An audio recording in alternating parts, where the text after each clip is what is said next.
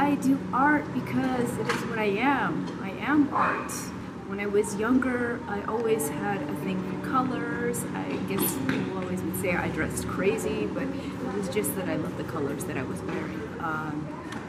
And then later on, as growing up, through all the traumas of life, it became art therapy. And that's how I came to art. It was actually in doing art to get away from the pain. So coming here as a child, as a refugee, coming into traumatic family dynamics and a traumatic society, art was my way of healing. I'm not formally trained in the arts, but I am an artist.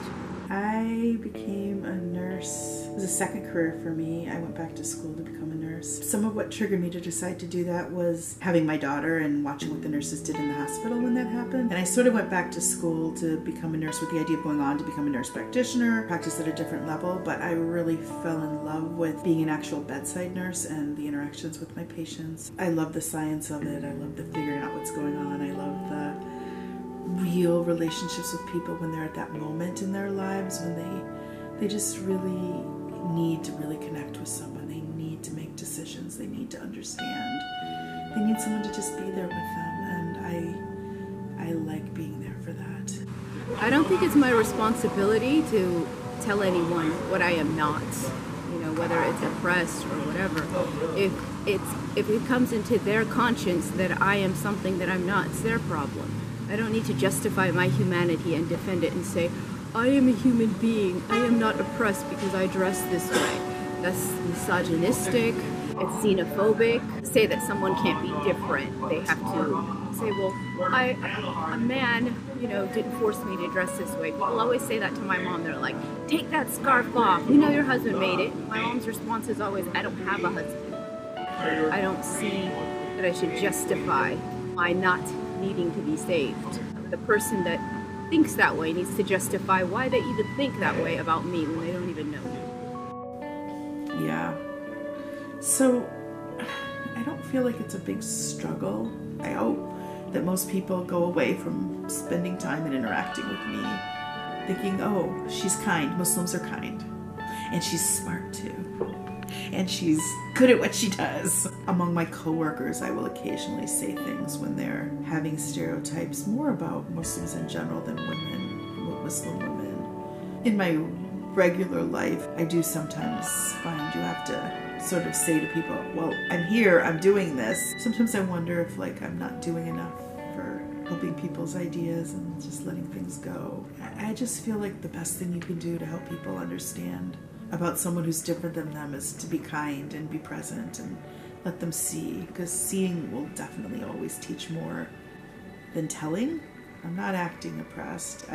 For a while there, I wasn't driving to work because just because I was sharing a car with someone and it was much easier for me to take the bus than to drive. And I think some people thought that I couldn't drive or I wasn't allowed to drive. And I sort of tried to subtly be clear about other times, mention other times when I was driving, because I didn't want to put that stereotype on them, but I also didn't want to leave it there. Sometimes people don't see my hijab, they don't recognize my hijab as hijab, or they don't even recognize me as Muslim because of the way that I dress. And they disguise the words as saying, oh, you're very bohemian or it's fashionable. I haven't been given a problem about the scarf. Occasionally there's some cultural conflicts, especially around things people are doing after work. I'll get invited to things that I would choose not to be around. There's been the few patients, I think, who have treated me differently because of being Muslim, or I often every day I get asked this question of, so can I ask you a question? And mostly what I just want to say is, sure, I'm Muslim and that's why I'm covering my head.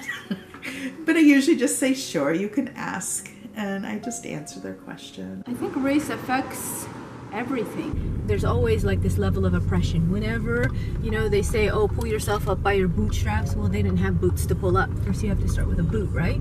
So for my blackness, it's only the hindrance. It's when it comes to entering certain circles. But economically, I'm working that out. It affects me in how much I make, where my contemporaries will make much more, and the ones that are male will make more, especially if they're white males. They will be more recognized in the art world. And also now, the black males are starting to get recognition. I'm white. I don't have an accent. It's, I think, a little bit easier for me because of that, probably. That you know, power dynamics, the whole, everything has all its different components. And so covering my head and being Muslim is one of them. So I don't know what my experience would be if those other things weren't true. So it's a little bit easier for me probably than it is for other people. Despite the changes, nursing is still one of the few female-dominated careers out there. Although as the pay goes up and the prestige goes up, the number of men that are working in the role is also going up. About it, I like that we're still not in power, but part of the hierarchy and part of who's working there, that it's still more of a female-dominated career, and it's a career of prestige and of power and a lot of things like that. The people that you really expect to be sort of judgmental or have issues, they really don't. They've really been positive and kind and understanding, and I try to be very careful about talking about it because there is a huge power dynamic of me as their nurse and them as the patient. And I don't want anyone to ever feel like this perception of, oh, they're not going to get their pain medication, or no, they're not going to get taken care of well if they don't agree with me about something religious or something on my thoughts or feelings. So I try very, very hard to be extremely non-judgmental and extremely just careful about what I say about religion so that people feel very comfortable with me, because they're vulnerable and they're dependent on me in those moments, and I don't want that power dynamic to ever feel misused. Some people will be in jail because they're immigrants. Some people are going to sink in the ocean. There is no tomorrow for some people. So yes, to some people it's business as usual. We got to get through it. To some people, we've seen this. We've been oppressed forever. But to other people who are Latino, who are, you know, whatever ethnicities they come from around the world, and they came here, you know, to have an opportunity at a better life. For those people, there is no tomorrow. There's only now. So welcome to the new now. Woo.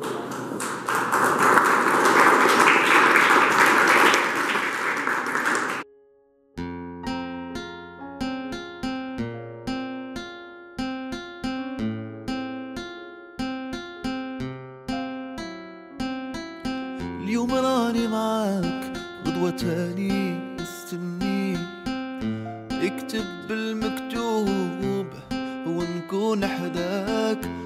يا قلبي شوف هواك وين رماني، فوق بحر صافي بمواج وداني معاك. تبع رياح الحب وعندك حطني ودعني، وصاني وقال حبيبك ما تنساه. هي زينة ما درتي فينا، أنا وقلبي قلبنا عليك ما لقينا. يا الزينة ما درتي فينا، أنا وقلبي قلبنا عليك ما لقينا.